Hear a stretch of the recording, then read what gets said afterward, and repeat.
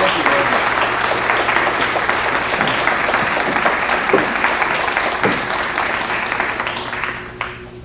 Well, thank you very much for those gracious words.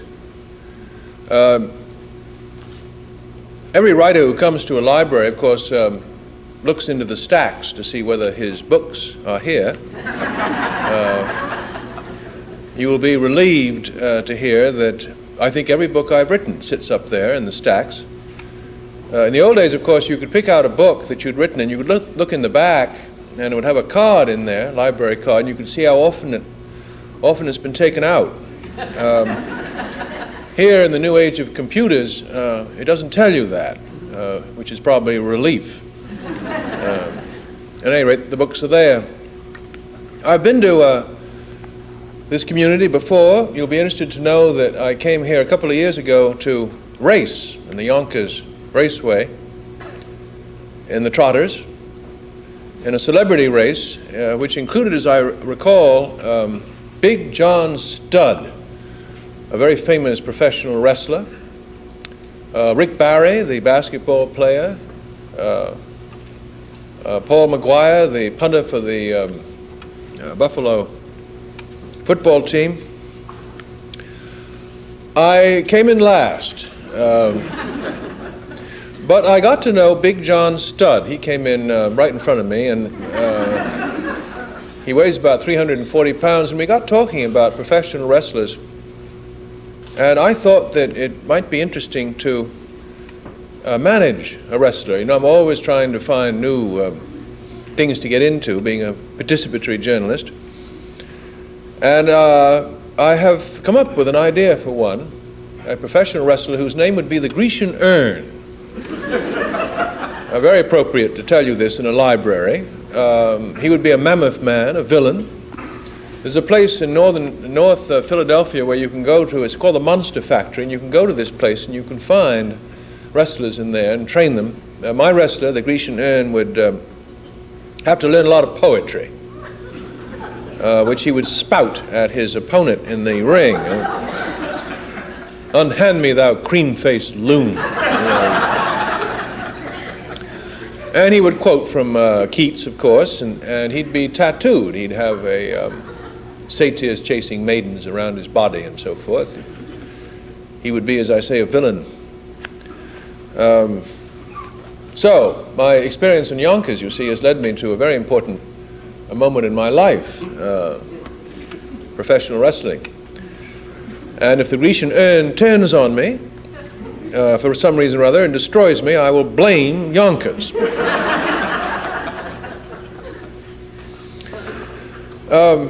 As you heard in the introduction, what I do in life is to enter other people's occupations. Sulky driver, football, baseball. I got into this rather odd way of looking at things many years ago, and more or less by mistake. I was studying at Harvard College, trying very hard to get onto the humor magazine there, which is called the Lampoon, the Harvard Lampoon. And to get onto that publication, you have to go through a kind of initiation, very much like joining a fraternity. And what the editors of this magazine insisted that I do was to run in the Boston Marathon, which, as you know, is a 26-mile long race. They ran it, 3 days ago, Patriots Day, in Massachusetts. Ends up on Commonwealth Avenue. They did not specify, these editors, however, that I had to run the race from the beginning. And so I was prudent enough to enter about a block and a half from the finish. And I entered it immediately behind the fellow who was leading the race. Last time he looked over his shoulder, there hadn't been anybody in sight at all. He was coming down Commonwealth Avenue with this great crowd cheering him on, when all of a sudden behind him he heard the pounding of sneakers. And he looked over his shoulder, and there I was. I was fresh as a daisy. Only run about 15 yards. And this poor man put on a desperate sprint, which is quite a feat if you've run 26 miles. And he managed to cross the finish line before I did. give you some sense of my speed. And when we crossed the line, these track officials turned up with these big buffalo robes to take us off to a, indicates how long ago this was. They had buffalo robes they threw over the runners then. And we were taken off to this press tent to be interviewed. I really had very little wish to go to the press tent to be interviewed. I had very little to tell them about this race. I'd only been in it for about a minute and a quarter. But I had no choice. We were taken off. And there, of course, it was discovered that I was an imposter. All of this had to be practically translated to the man who had won the race. He was almost in a near comatose state. And when he was made to realize that he'd been forced to sprint after 26 miles, he rose up off this little stool that he was sitting on, and with absolute justification, he tried to pop me one. But he was so exhausted from his run that he couldn't get his arm up into the air, and I was able to get out of that press tent unscathed, and mortified, of course, because it was a dreadful thing to have done to this distinguished long-distance runner. But I do think it was there, running down Commonwealth Avenue with this little tracksuit on, with the number 1/4, I remember, pinned on the back, and getting some sense of what it was truly like to be in a great race, great marathon, that may have put this concept of participatory journalism, as it's called, in my mind. Well, most people, of course, when they get out of college and they settle down to their chosen professions, they are the daydreamers, though.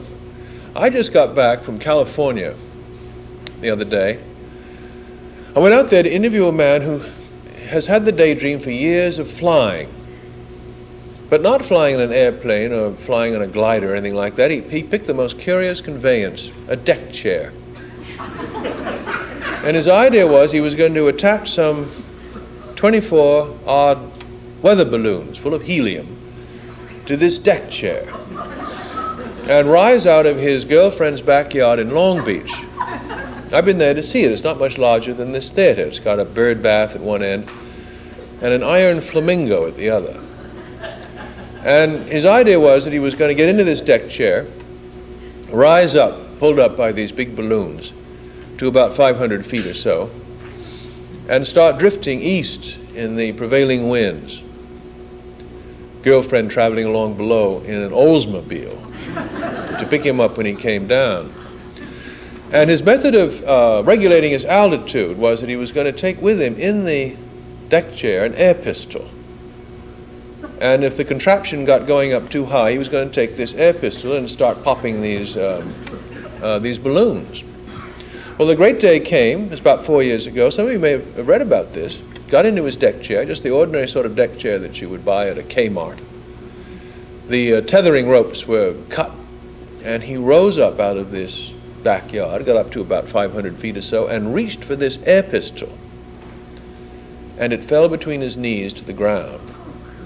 And this fella, in his deck chair, went up 16,900 feet. And he drifted into the air patterns of LAX, the Los Angeles airport. Well, many of you may have read The Right Stuff, Tom Wolfe's book about the early astronauts.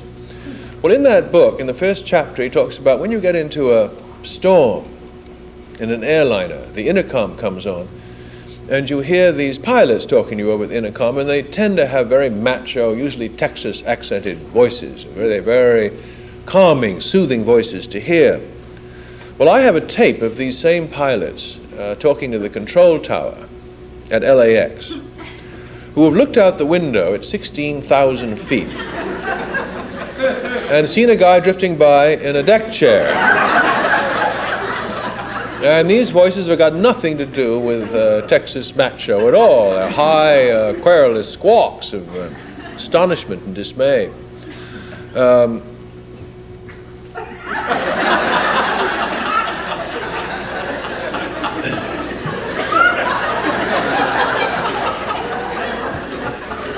Let me know if that guy comes around here again, will you? That's pretty spooky, You'd be pleased to know that this guy came down safely. He came down about 26 miles from where he started. Came down in the backyard of a policeman. who was sitting there in his deck chair, reading a copy of the Sunday Times. And suddenly quite a crash over here. And looked over, and there was my fellow in his deck chair. You might be interested to know what the authorities did about this. It shows you that bureaucracy sometimes has a heart. They felt they had to do something about this fellow because he'd been sort of drifting around in the air patterns and endangering aircraft, supposedly. So they thought about this for a long time, and they thought about this fellow and his daydreams of everything. And so they finally decided to fine him. They fined him $30 for flying an unairworthy machine. Let me tell you about another daydreamer. This fella, I played last string quarterback for the Baltimore Colts for a while.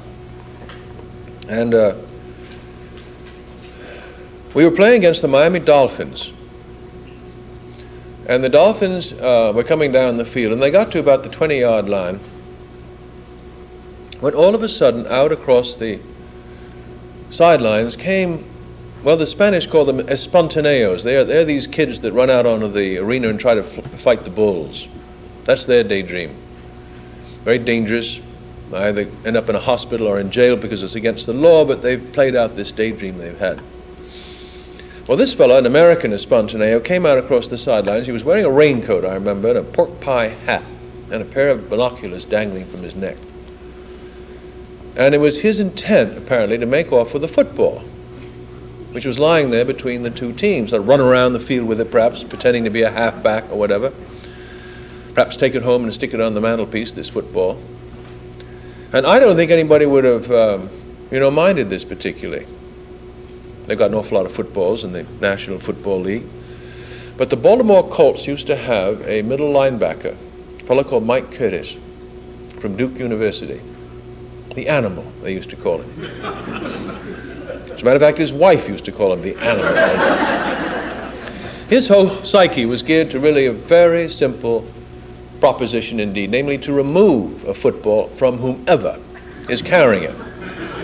And the sight of this civilian picking up this sacred object that they've been tussling over all afternoon long, it triggered an absolutely automatic response in Mike Curtis, and he went for this fella, and he hit him as hard a tackle as I've ever seen. The civilian sort of rose majestically up in the air, ball fell away. When he came down, he had to be hustled off to the hospital because he was really quite badly damaged. And in the hospital, he proceeded to sued everybody in sight. He sued the Baltimore Colts because it was in their ballpark where this happened. He sued Mike Curtis, the fellow who had hit him, the Animal. And in what I've always thought was a splendid nicety of law, he sued the Miami Dolphins for not coming to his aid. I can think of another daydreamer, and perhaps some of you may have heard this woman or heard of her, Florence Jenkins. Does that mean anything to you? Well, yes, she was born, that's right, she was born in Wilkes-Barre, Pennsylvania, very wealthy family, just before the turn of the century. And her great daydream in life was to sing one day at the Metropolitan Opera. And everything in her education was geared towards this. She was sent to the very best musical academy. She had tutors, very wealthy family. And the great tragedy, though, about Florence Foster Jenkins was that she was born with the voice of a crow. And there wasn't anything that anybody could do about this voice of hers. When she opened up her vocal cords, out came this familiar crow-like interpretation.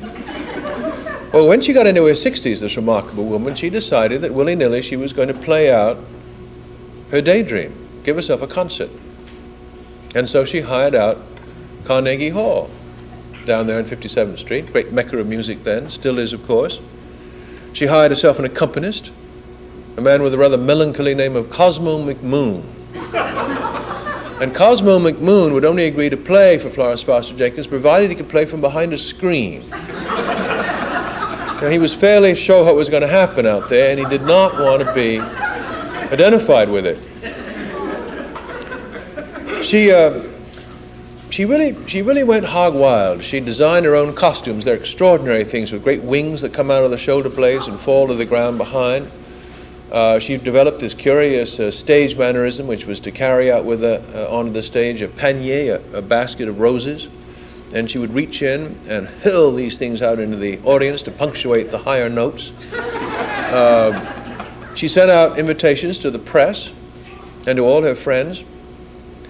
And on this one remarkable night in the early 1940s, she gave this concert. The place was packed to the rafters. Carnegie Hall was. The word had gotten around town about this coloratura from Wilkes-Barre, Pennsylvania. And out onto the stage she came, and I think she thought something was going to happen to this voice of hers because of where she was. Stage of a great concert hall. There's a very famous Russian sociologist, Lysenko, who had a very popular theory in the early days of Marxism, which was that environment was a great key to performance, and perhaps that's what she thought, that because it was the stage of Carnegie Hall, vast audience out there, that somehow her voice was going to compensate. Well, what happened, of course, was that Cosmo McMoon, safe behind his curtain, played the introductory notes to the Bell song, some very complicated repertoire. And Florence Foster Jenkins opened up her vocal cords, and out came this familiar crow-like sound. And there was only one reaction the audience could come up with, which was, after a moment of stunned silence, was to laugh, which they proceeded to do for an hour and a half. But the extraordinary thing was that Florence Foster Jenkins had a good time. People came hurrying back afterwards, and they said, "My goodness, how could you have humiliated yourself in such a way?" And she said, "Well, you know, I've always dreamed of singing in a great concert hall, so I had a wonderful time," she said. And it seemed to me, she went on to say, that the audience was having a wonderful time too. They were reacting, as she put it. And she was so set up by what she'd done that she proceeded to give 6 more concerts. And even more remarkable was the fact that you had to pay scalpers' prices to get in there to hear her. Well, she's very much an oddity, I suppose, and so is the guy that went up in the deck chair, and the espontaneo that ran out onto the field, and the bullfight people, and so forth. But in my profession, there are really quite a few of us, because one of the very first things you learn as a writer is to get as closely involved as you possibly can with your craft. And my great predecessor in this field of participatory journalism was a writer named Paul Gallico, who was a very successful, in fact, he was the highest paid sports writer in the country in the 1920s and 30s. In fact, he used to travel from sporting event to sporting event in a flying boat. And his idea was that if you're going to write about sports, you ought to get as close to the action as possible. In fact, you ought to learn as much as you could about athletic skills at their best. He felt that it wasn't fair to, criticize somebody for striking out bottom of the 9th, bases loaded, World Series, unless you yourself had seen how devastating a curveball can be. So Gallico climbed down out of the press box, so to speak, and he set himself up a whole series of confrontations to learn something about athletic skills at their best. He caught Herb Pennock's curveball. He was a great New York Yankees pitcher. He played tennis against Vinnie Richards, who was one of Tilden's great rivals. Got into the ring with Jack Dempsey, the Manasseh Mauler, to see what that was like. Lasted for a minute and 20 seconds. Paul Gallico did, because Dempsey was a man who did not particularly like to find other people in the ring with him. Didn't have much to write about the next day, Gallico. Couldn't remember very, very much. What else did he do? He went down the Olympic ski run overseas in Garmisch, which was quite a feat because he'd never been on skis before. Very brave man. And he then wrote a book with a rather predictable title. It's called Farewell to Sport. And he went on to write books. He became really a very popular novelist. He wrote The Poseidon Adventure, wrote that lovely parable about the war called, the First World War, called The Snow Goose. Do you remember that one? Mrs. Arrow's stories. Gave up sports writing pretty much entirely. Well, in this book, Farewell to Sport, there's a very famous chapter, and it's called The Feel.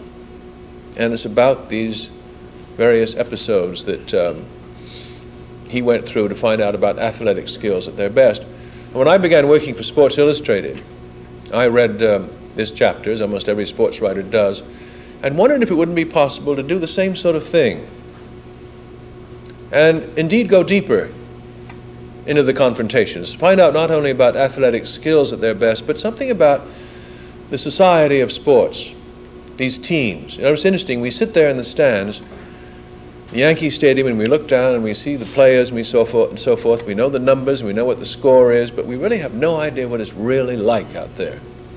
And what are they talking about on the pitcher's mound or in the dugout? Or in football, what's a coach's peroration like at halftime? How do players prepare for a game or wind down from them? All of this is pretty much kept from certainly the fans and even the sports writers. It's as if a great glass came down and kept the public from this private world, this secret world. And the only way you can get in there is to be a player yourself, which is beyond the powers of almost everybody, or to work it out somehow that you're an ersatz, fake player, so that you get in there with a notebook and observe. And to do that, you have to have an awful lot of help. And of course, my help came from the fact that I worked for a very distinguished sports publication, Sports Illustrated. And I went to them with this idea and said, hey, do you think you can get me involved in these various sports so that I can write about them? And they, of course, knew about Paul Gallico, and they said it was a perfectly legitimate idea. They would help me. And so, many, many years ago now, I was started on this rather weird path of participatory journalism. Started off in the Yankee Stadium, where I was allowed to pitch in a postseason all-star game. A lot of luck at the beginning. The first two batters are Richie Ashburn, used to play with the Phillies, and then the great Willie Mays. And darn if I didn't get both these people to pop the ball up into the air. It's true that Willie Mays's pop-up was caught out by those monuments in very deep center field, but they were both out. And of course, that's the wonderful thing about pitching. When you do something like that, you can sort of stand around on the pitcher's mound and you can relish what you've just done. You know, you've got the ball. There's no way the game is going to start up again until you want it to. So you can sort of preen yourself and you can fiddle with a rosin bag and you can sort of replay the scene in your mind's eye with the ball dropping into the outfielder's glove. But then, of course, the umpire steps out from, behind home plate, and you have to return to the future, redress yourself to the future, which of course is a mistake, terrible mistake. Ernie Banks came up and hit a triple off the left field wall. And Frank Robinson stepped up and he hit a double that went right by my kneecap and just kept on going. My control disappeared. And then finally a man named Frank Thomas, who used to play here with the Mets, stepped up, Pittsburgh Pirates. Great big man, beefy, little cap sitting on the corner of his head. And he took a look at this little nickel curve that I threw him and he parked it up into the triple tier of the Yankee Stadium. One of the longest home runs, I was told, that seen hit there that summer. In fact, it was hit so far that my own reaction was that I had somehow helped with this really quite extraordinary engineering feat. Look what he and I have done together. It's hardly the way you're supposed to feel pitching in the major leagues. But it gave me a chance to see what it was like to stand on that most sacrosanct piece of American turf, which is a pitcher's mound in the major leagues, and look down and see batters whose faces I'd only seen on bubblegum cards before. So I wrote about this, little book called Out of My League, and it enthused the Sports Illustrated editors to go on. The next being, I might as well tell you about it because day after tomorrow is the big fight down in Atlantic City. I wrote a long and extremely careful, polite letter to the man who was advising George Foreman, Archie Moore, light heavyweight champion of the world. The mongoose, they used to call him. And there was an appalling statistic about Archie Moore in the record books, which was that he had knocked out 147 souls, which is a record that stands by an awful lot over anybody else. Starting off with a man named Piano Mover Jones. So you can imagine how polite my letter was to a man who was knocked out somebody called Piano Mover Jones. I wrote and asked him if in the interest of literature, underlined, would he be willing to come to New York City, to the Stillman's Gym, which used to be just off Columbus Circle there, and go through a 3-round exhibition fight. And he wrote back and said he'd be delighted to do this, and turned up in New York. And he happened to spend the day wandering around with a friend of mine called Peter Maas. Wrote a book called Father and Son. Serpico, good novelist, fine political journalist, great expert on the mob. And I'd always thought rather a good friend of mine. But now I'm not quite so sure, because as the two of them were wandering around, Archie Moore said, "Hey, Peter, who is this guy Plimpton I have to fight in Stillman's gym tonight?" And Peter Maas was suddenly seized by this absolutely satanic idea. He said, "You've never heard of this fella?" Well, let me tell you something about him. He's a tall, gawky-looking guy, but don't let that fool you. He's an ex-intercollegiate boxing champion. He's got one of the great left hooks in the business, pulverizing right hand, very fancy footwork. But the most extraordinary thing about him is his ambition, because what he truly wants to be in life is the light heavyweight champion of the world. And what he's done is to invite the press and everybody into Stillman's gym tonight, and he is going to take you. Well, Archie Moore heard this, and they were eating in a restaurant by this time, and he reached out and he bent a spoon. He said, "If that fellow so much as touches me, he's cooked." Well, then Peter Maas, of course, realized that a little bit like Dr. Frankenstein, he'd created an instant monster. And so he tried to dissuade him. But once you put an idea like that into a prize fighter's mind, it sort of sticks there like a burr. And I did not like the looks of what came through the ropes that night in Stillman's at all. I was the first man in the ring, sort of bouncing around, which is what they tell you to do to work up a little sweat and everything. And down the aisle came Archie Moore, and he was wearing a hood, a little slit here. You see the glint of an eye in there somewhere. And I went over and lifted up the center strand of the rope so we could climb in more easily, sort of like inviting somebody into a parlor, big, ingratiating smile, sort of trying to put the best face on things I possibly could. And in came this grim, tank-like figure.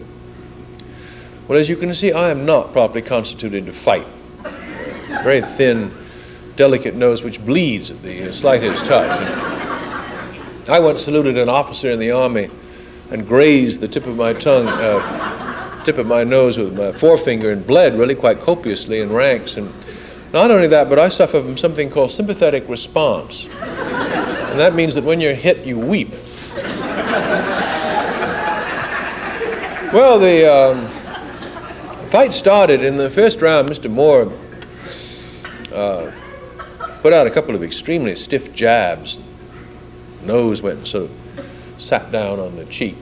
Quite a lot of what they used to call claret in the 19th century boxing chronicles emerged, and there was an enormous amount of sympathetic response. Now, I think it sort of startled Archie Moore. He'd never been in the ring with somebody both bleeding and weeping at the same time.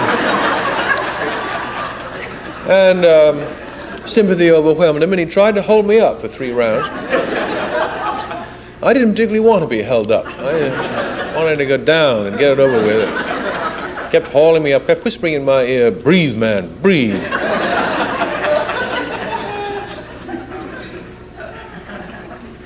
Well, those are the sort of adventures that I've been involved in. Football, baseball, hockey, basketball. I played in 1969, I played with the Boston Celtics. Power forward. And a rather interesting thing happened. We got into this game against the Atlanta Hawks. And Bill Russell was the great coach of the Boston Celtics at that time. And we got way behind. We got behind by maybe 15 points in the last quarter. And Bill Russell felt that he ought to give me some seasoning. So he sent me in to substitute for John Havlicek. And a sort of a groan went up from everybody when I ran out onto the court. Even my own team groaned. But they raised the level of their play to make up for my deficiencies. And we began, I think the Hawks were somewhat puzzled by this new entity out there, and their attention wandered a bit, and we began to get a rhythm going, which you have to in that game. And we began to close the gap. I don't think I ever touched the ball. And finally, we got within a couple of points. We had the ball, and Bill Russell felt the outside chance of tying this game, perhaps even winning it. So he took me out and he put John Havlicek back in, and we lost. And I had the temerity to go up to him in the locker room afterwards and tell him I thought he'd made a tactical error.